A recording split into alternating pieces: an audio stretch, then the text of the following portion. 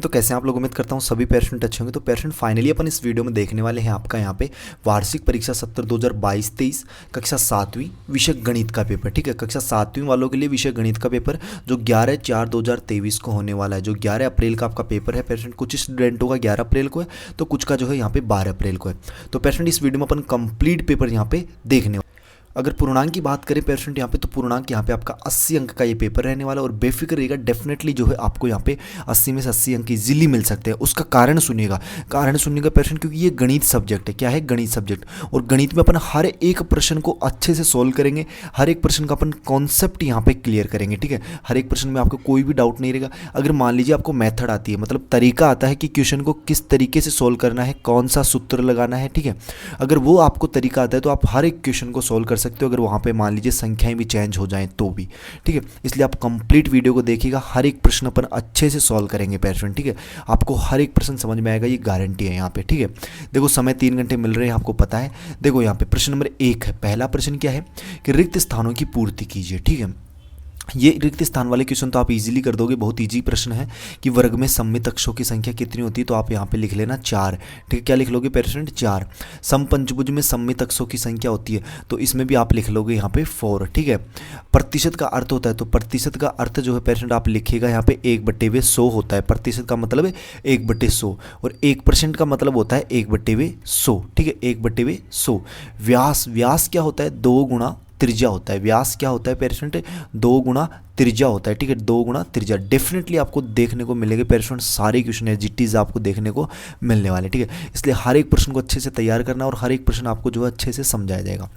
देखो सत्य असत्य बताने, तो इसमें तो जल्दी लिखिए, पहले में सत्य आ जाएगा, दूसरे में आपका क्या आएगा? सत्य, तीसरे में आपका आएगा असत्य। ठीक है, और फोर्थ वाले में भी आपका आएगा यहाँ पे सत्य और ये आपका असत्य हो जाएगा। ठीक है, इस तरीके से। अब देखिएगा प्रश्न नंबर 3 देखिएगा, यहाँ से है मोस्ट IMP, मतलब वेरी वेरी आपके जो है यहाँ पे समझने वाले क्वेश्चंस। ठीक है, देखो प्रश्न नंबर 3 क्या है कि 3 कॉपियों की कीमत 16.50 रुपये है, तो 7 कॉपियों की कीमत ज्ञात करो। ठीक है, देखो एकदम ईजी प्रश्न है, ध्यान से सुनिएगा। 4 अंक का प्रश्न है पेरेंट कि किस तरीके से सोल्व करना है।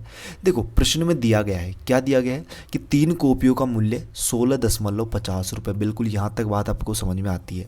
फिर आगे देखो 3 कॉपी का मूल्य दे रखा है, तो 1 कॉपी का मूल्य कितना हो जाएगा मेरे को बताइए। तो आपको भैया 1 कॉपी का मूल्य हो जाएगा 16.50/3, मतलब उसमें हम 3 का भाग दे देंगे क्योंकि 3 का दे रखा अपने को मूल्य, तो 1 का हो जाएगा 16.50/3 और इसका 1 कॉपी का मूल्य कितना आ जाएगा? 5.50, 5.5। अब ये बताइए, मैं आपको बोलूँ कि 1 कॉपी जो है वो 5.5 रुपये में आ रही है, तो 7 कॉपियाँ कितने में आएंगी? तो आपको भैया 7 कॉपियाँ जो है वो 5.5 गुणा 7, मतलब गुणा 7 कर देंगे अपन यहाँ पे। तो इसका आंसर कितना रहेगा आपका? 38.5, 38.5। ये आपका इसका फाइनल यहाँ पे इसका आंसर रहेगा पेरेंट। ठीक है, अगला प्रश्न देखिएगा। प्रश्न नंबर 4 क्या है? प्रश्न नंबर 4 है कि 14 सेंटीमीटर व्यास वाले वृत्त का क्षेत्रफल। अब वृत्त का क्षेत्रफल क्या होता है? πr² होता है ना। अब अपने पास r नहीं है, r का मतलब त्रिज्या नहीं है, व्यास तो है त्रिज्या नहीं है। तो देखो त्रिज्या कैसे आएगी?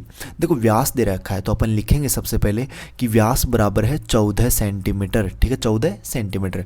और त्रिज्या क्या हो जाएगी? आप कहोगे भैया त्रिज्या होती है व्यास की आधी, मतलब व्यास अगर 14 है तो उसकी आधी, मतलब उसमें 2 का भाग 2, त्रिज्या आएगी हमारी 7 सेंटीमीटर। ठीक है, कितनी आएगी पेरेंट? 7 सेंटीमीटर हमारी त्रिज्या आएगी।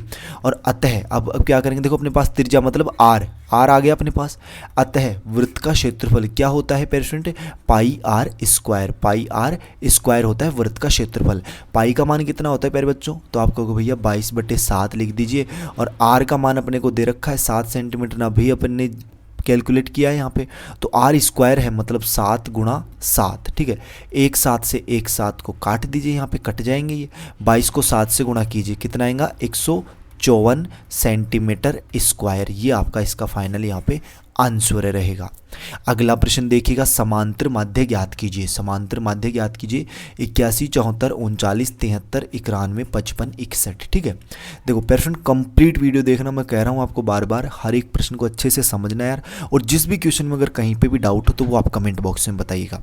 देखो समांतर माध्य किसका ज्ञात करना है? संख्याओं का योग बटे संख्या। ठीक है, ये सूत्र होता है, फॉर्मूला होता है कि संख्याओं का योग मतलब इन सभी को जोड़ दीजिए और उसमें संख्या मतलब भाग दीजिए किसका कि ये कितनी संख्याएं हैं, ठीक है, इनको काउंट कीजिए, इनको गिनिए कितनी संख्या है, उसका भाग दे दीजिए।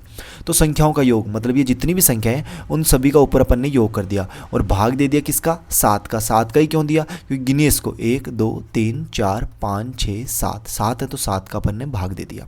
तो यहाँ पे देखो ये कितने हो जाएंगे ऊपर, 474 बटे हुए 7, तो कितने आएंगे 67.71 इसका फाइनल यहाँ पे आंसर रहेगा। ठीक है प्यारे स्टूडेंट, ये जो है आपको यहाँ पे इसका आंसर नोट कर लेना है।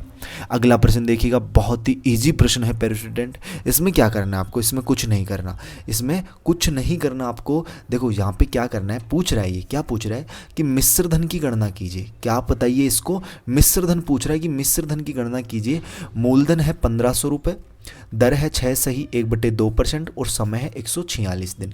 देखो मिश्र धन क्या होता है, मिश्र धन का फॉर्मूला लिखिए सबसे पहले। तो आप कहोगे भैया मिश्र धन का जो फॉर्मूला होता है वो होता है, मिश्र धन बराबर होता है हमारा मूलधन, ठीक है, मूलधन प्लस होता है पेरेंट आपका साधारण ब्याज। ठीक है, क्या होता है, साधारण ब्याज। अब आप कहोगे भैया मूलधन तो है हमारे पास 1500 रुपये, देखो ये दे रखा है मूलधन, लेकिन साधारण ब्याज नहीं है।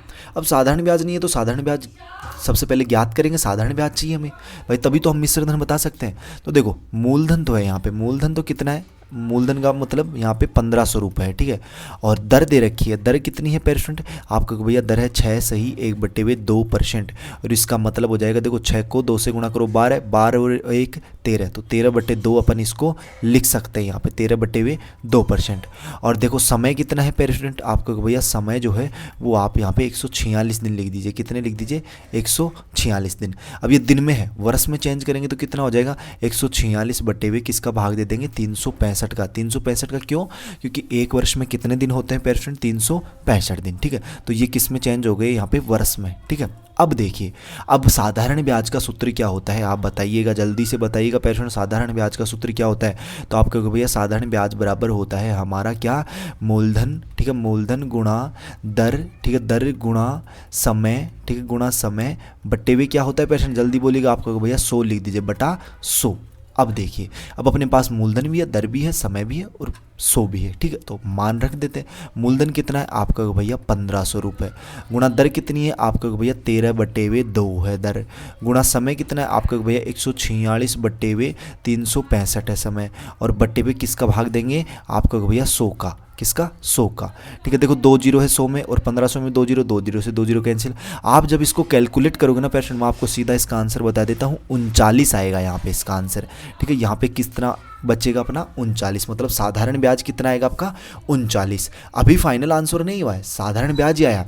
अब मिश्र धन कितना हो जाएगा आप बताइए। तो आपको भैया मिश्र धन बराबर हो जाएगा हमारा, मूलधन तो है 1500 रुपये, तो मूलधन अपन ने 1500 रख दिया, फिर प्लस ऐसे कैसे, साधारण ब्याज अपन आया 39 रुपये। अभी अपन ने देखा ना नीचे देखो 39 रुपये।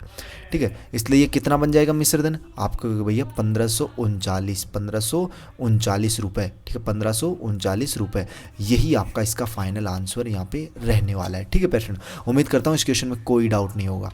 अगला प्रश्न देखिएगा, बहुत ही इजी प्रश्न है कि ज्योत्सना ने एक घड़ी 380 रुपये में खरीदी और उसे 342 रुपये में बेच दी, तो उसे कितने प्रतिशत की हानि हुई। ठीक है, देखिएगा, क्रय मूल्य का मतलब होता है खरीदी कितने में उसने। तो आपके भैया 380 में खरीदी, तो क्रय मूल्य हो जाएगा इसका 380 रुपये। ठीक है, विक्रय मूल्य का मतलब होता है पेरेंट कि उसने बेची कितने में, आपको भैया उसने 342 रुपये में बेची, तो 342 रुपये इसका विक्रय मूल्य हो जाएगा। अब हानि कितने की हुई, देखो उसने खरीदा तो ज़्यादा में और बेचा कम में, तो हानि होगी उसको।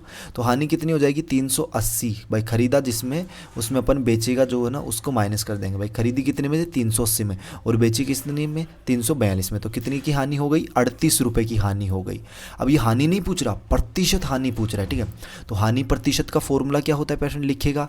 हानि प्रतिशत का फॉर्मूला होता है भैया हानि बटे हुए क्रय मूल्य। ठीक है, हानि बटे हुए क्रय मूल्य गुणा 100, ये होता है फॉर्मूला। ठीक है, अब इसका मान रख दीजिए आप, हानि कितनी है, आपको भैया 38 रुपये, बटे हुए क्रय मूल्य कितना है, आपको भैया 380 रुपये, तो 380 लिख दीजिए नीचे, गुणा कितना, आपको भैया 100। ठीक है, 100, 1 जीरो से 1 जीरो कैंसिल, 38 से 38 कैंसिल, बचेगा कितना, ओनली फॉर 10, तो 10%। ये इसकी क्या हुई, 10% को उसकी हानि हो गई।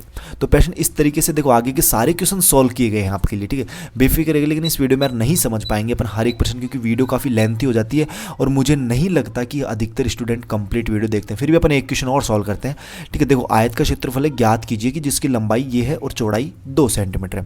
देखो लंबाई दे रखी है 3.5 सेंटीमीटर, चौड़ाई दे रखी है 2 सेंटीमीटर। तो आयत का क्षेत्रफल कितना होता है आपको भैया, लंबाई गुणा चौड़ाई। लंबाई कितनी है 3.5, चौड़ाई कितनी है 2 सेंटीमीटर। तो 3.5 को 2 से गुणा करो, कितना आएगा 7 सेंटीमीटर स्क्वायर। इस सेंटीमीटर स्क्वायर की जगह पे वर्ग सेंटीमीटर भी इसको लिख सकते हो, ठीक है।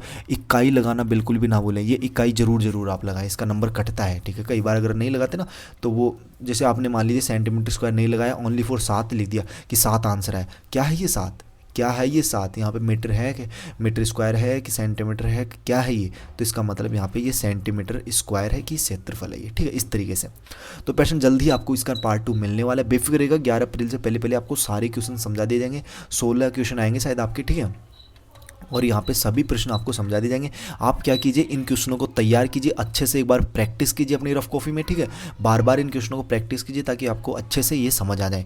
चैनल को सब्सक्राइब नहीं किया यार, चैनल को जरूर सब्सक्राइब कीजिएगा। बेल का जो नोटिफिकेशन उसको ऑल पे सेट कर लेना ताकि जैसे नेक्स्ट वीडियो अपलोड होती है तो उसका नोटिफिकेशन आप तक पहुँच सके। और कोई डाउट हो तो वो कमेंट बॉक्स में जरूर बताएगा। तो मिलते हैं पेशेंट नेक्स्ट वीडियो में होशम जोश के साथ। तब तक सभी पैर स्टूडेंटों को बाय, धन्यवाद, टेक केयर।